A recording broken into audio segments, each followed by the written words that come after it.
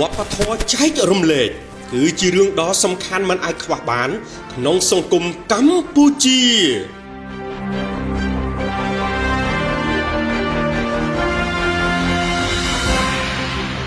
ការចែករំលែកដើម្បីជួយគ្នាទៅវិញទៅមកគឺមិនអាចខ្វះបានឡើយនៅក្នុងសង្គមកម្ពុជារបស់យើងមិនថាអតីតបច្ចុប្បន្នឬអនាគតនោះឡើយយ៉ាងណាគ្រាន់តែការចែករំលែកជួយគ្នានេះធ្វើទៅតាមសន្តានបច្ច័យនៃសទ្ធានិងការអធ្យាស្រ័យនៃរូបភាពផ្សេងតែក្នុងន័យនិងទិសដៅតែមួយដើម្បីជួយដល់អ្នកក្រីក្រខ្សត់កំពុងជួបទុក្ខលំបាកនិងខ្វះខាតជាដើមបើទោះបីជាជំនួយទាំងនោះមិនអាចជួយអ្នកដែលខ្វះខាតឬជួបទុក្ខលំបាកបានជារៀងរហូតតែក៏ជាចំណែកមួយជួយពួកគាត់បានមួយគ្រាផងដែរជាក់ស្ដែងកាលពីពេលថ្មីនេះគណៈបកចំនួន5បាននាំយកជំនួយមានអង្គនិងថវិកាមួយចំនួនផងជួយដល់ពលរដ្ឋក្រីក្រខ្វះខាតកំពុងជួបការលំបាកតាមរយៈការក្បាក់ក្រហមកម្ពុជានិងបន្តជួយជាបន្តទៀតទោះមិនច្រើនក្តីតែក៏ជាបច្ច័យនៃចិត្តជ្រះថ្លាក្នុងការបង្កើតវប្បធម៌ចែករំលែកនិងក្តីស្រឡាញ់សម្រាប់ពលរដ្ឋកម្ពុជារបស់យើងគ្រប់រូបផងដែរនេះជាការបង្ហាញរបស់តំណាងគណៈបកក្នុងការចូលរួមជួយពលរដ្ឋកម្ពុជាតាមរយៈការក្បាក់ក្រហមកម្ពុជា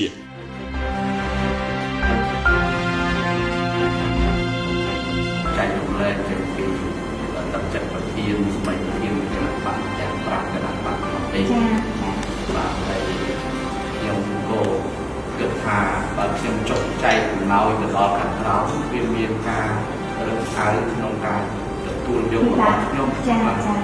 ចឹងទេគឺដល់យើងខ្ញុំអត់គ្នាមានតែយកមកផ្ញើនៅកាកបាទក្រហមដើម្បីឲ្យកាកបាទក្រហមលោកបញ្ជូនទៅដល់ដៃប្រជាពលរដ្ឋដែរបាទនេះវាស្មើភាពគ្នាមែនទេបាទអញ្ចឹងយើងខ្ញុំក៏គិតឃើញបែបហ្នឹងក៏បានចាត់ចែងទាំង5គណៈបកដាក់ចូលមកមានកងមកតោម្នាក់ទៅលុយ1លាន50រៀលម្នាក់បាទហើយ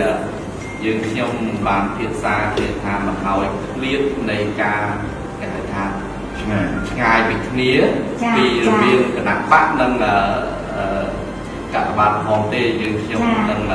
ជួយផ្គត់ផ្គង់នៅក្នុង2ខែ1លានក្នុងមួយគណៈបកមាន4គណៈបកពុំមុខបាទពុំមុខគឺ2ខែយើងជួយជាប្រចាំខែក្នុងមួយបក1លានក្នុងមួយបក1លានជាបន្តរហូតដល់ច្រើនបាទបាទអញ្ចឹងយើងទៀតចូលបានទៀតទៅយើងនេះទៅព្រោះជាសម្ព័ន្ធភាពយើងបង្កើតបទរួមមានជួយជាតិជាចំណែកណាមួយរបស់សង្គមហើយជួយជាតិបាក់ទៅជួយកាត់បាក់ទៅអស់មកជួយបាក់កាន់ណាទៅជួយគ្រប់ទាំងអស់ជាតិពីក្នុងការបើមួយជួយមួយនាំគ្នាហែកគូក៏សង្គមនឹងអត់បានដែរលើកស្ទួយបបបាទអញ្ចឹងយើងត្រូវការបងប្អូនចែកចំណែកបងប្អូនជួយមួយជួយទីថវិកាមួយទៀតជួយកិត្តិយសជួយលើកតម្កើងជួយលើកស្ទួយគ្នាទៅវិញទៅមកពួកផ្នែកកក្បាផងក៏ជួយសង្គមគណៈបកក៏ជួយសង្គមសាសនាក៏ជួយសង្គមផ្សេង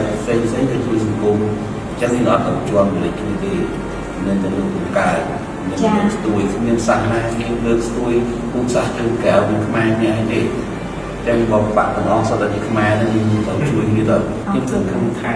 ចំណងសាមគ្គីភាពនិងលទ្ធភាពដ៏យូរអង្វែងនៃឧត្តមក្រុមសាសជាមួយនឹងការបាក់ខំនិងមានភាពបន្តទៀតដោយកិច្ចរួមពីស្ថាប័នលោកពូទាំងពូលោកជំទាវតោះលោកជំទាវលោកជំទាវលោកធាននិងលោកជំទាវទាំងអស់មានវត្តមាន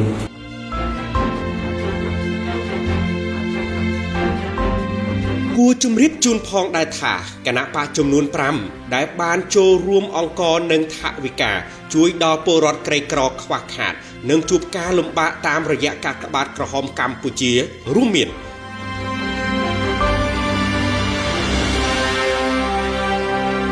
1គណៈបកឯកភាពជាតិខ្មែរ2គណៈបកកម្លាំងប្រជាធិបតេយ្យ3គណៈបកនគរប្រជាធិបតេយ្យ4គណៈបកមូលីណាកានិង5គណៈបកធម្មមាធិបតេយ្យដោយរួមមានអង្គក្នុងមួយគណៈបកចំនួន1តោននិងថវិកាចំនួន1.5 លានរៀលក្នុងមួយគណៈបកដូចគ្នាផងដែរ